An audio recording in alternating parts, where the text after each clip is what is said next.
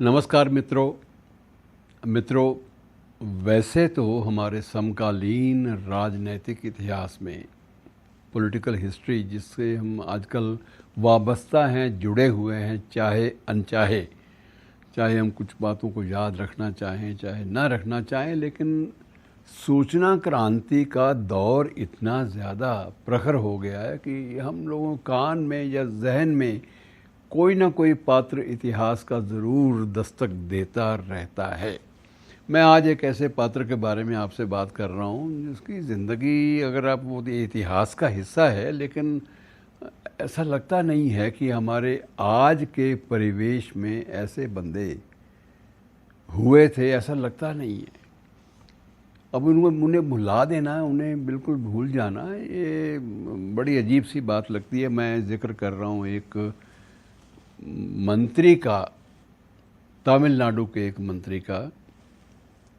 और ये तब की बात है मित्रों जब उस राज्य में मुख्यमंत्री के रूप में एक ऐसा शख्स बकायदा बना हुआ था, निर्वाचित हुआ था। नाम था कामाख्या कामराज, के कामराज।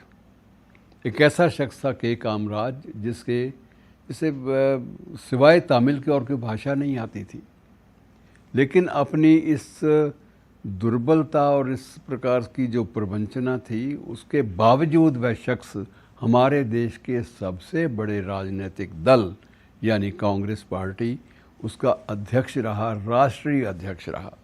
और राष्ट्रीय अध्यक्ष के रूप में ये कहा जाता था कि कामराज का सिर हिल गया तो काम हो गया, सिर नहीं हिला तो काम नहीं हुआ। और अक्सर ये होता था कि जब उसके सामने किसी पत्रकार सम्मेलन में कोई बात कह दी जाती थी तो उसका उत्तर एक ही होता था। किसी को समझ में नहीं आता था कि उत्तर ये क्या है, लेकिन उसके बाद धीरे धीरे समझ में जब आने लगा तो वही एक उत्तर, एक शब्द उसका पत्रकार सम्मेलन में जवाब के रूप में दिया गया, एक शब्द वो खबर बन जाता था। शब्द क्या था? पारकलम। पारकलम का मतलब क्या है आप समझते हैं? देखा जाएगा। सिर्फ हर प्रश्न के उत्तर में उसका एक मात्र, हर प्रश्न के उत्तर में एक ही शब्द का प्रयोग किया जाता था, पारकलम, देखा जाएगा। और वह आदमी इतना सशक्त था कि उसने अपने कार्यकाल में 3 प्रधानमंत्री बनाए थे। अपने कार्यकाल में जिस पर उसने हाथ रख दिया वही व्यक्ति देश का प्रधानमंत्री बन गया, उसी को निर्वाचित कर दिया गया, उसी को चयन हुआ, उसको बाकायदा समूचे तौर पर संगठन से जुड़े हुए सांसदों ने उसी को निर्वाचित किया, उसी को चुना जिस पर उसका संकेत था। वह व्यक्ति कितना सबल था, कितना सशक्त था, आप इस बात का अंदाज़ा लगा सकते हैं कि के कामराज जब तक कांग्रेस पार्टी के अध्यक्ष रहे और उससे पहले मुख्यमंत्री रहे बहुत बड़े राज्य के, वह अपने हाथ से इडली बनाया करते थे और सुबह भी शाम इडली का ही नाश्ता, इडली का ही लंच, इडली का ही डिनर। कभी कोई बहुत तब्दीली आ गई तो बिना मसाले का डोसा।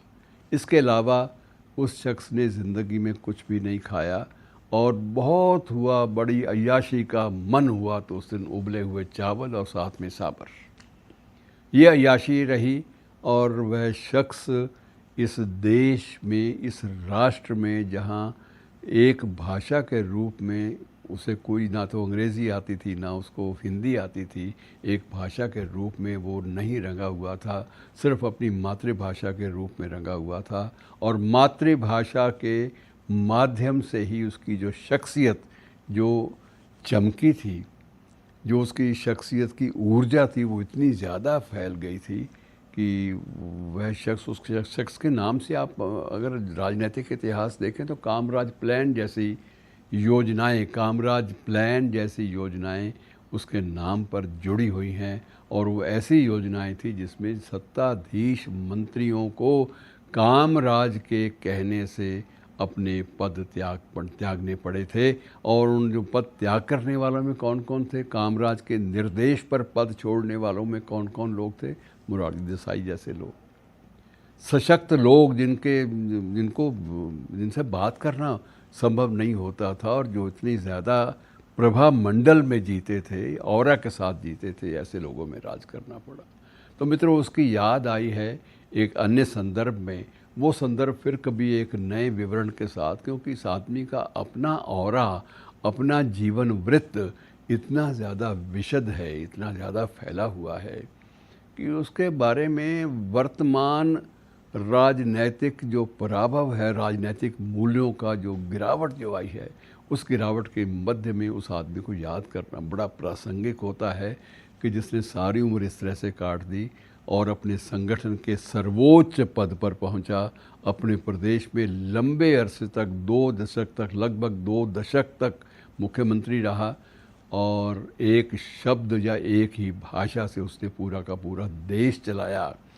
ऐसे व्यक्ति को याद करना आज के संदर्भ में इसलिए भी ज़रूरी है कि जब श्रीमान जी ने अंतिम सांस ली तो उस वक्त उनके बैंक खाते में 100 रुपया भी नहीं पाया गया और उनके साथियों ने, क्योंकि उनकी संतान तो थी नहीं, उनके साथियों ने ही सारा उनके जो अंतिम संस्कार थे वो पूरे किए।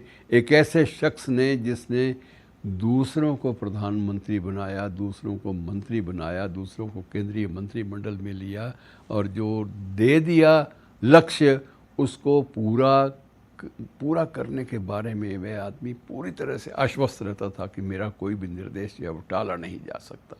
तो ऐसे लौह पुरुष को राजनीति में, आज की राजनीति में प्रासंगिक माना जाना चाहिए। शुक्रिया।